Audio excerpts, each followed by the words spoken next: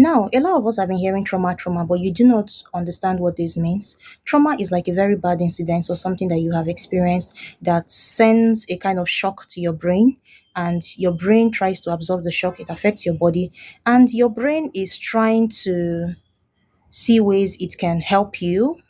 It starts working abnormally. The shock affects the brain because of, depending on how negative that circumstance and how you also took it, how you how negative your mind has been going towards that situation, how fearful you were. It affects your brain, and your brain begins to work in a particular way to protect you.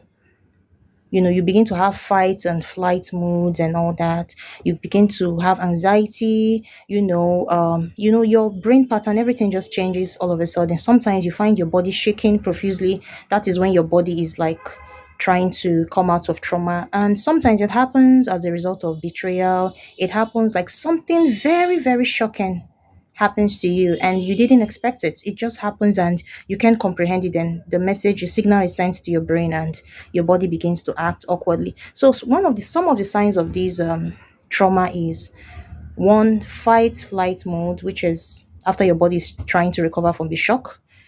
Sometimes you can't sleep at night, and sometimes the trauma could creep into depression if it's not handled properly. So I just want you all to understand what trauma is. Then sometimes your body is shaking, some parts of your body are shaking. That is a trauma response.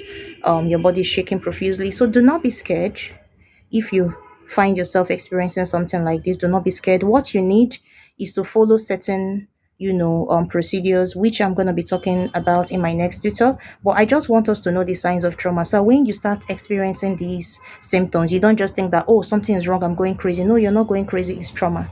All right, so I hope this sits well with us.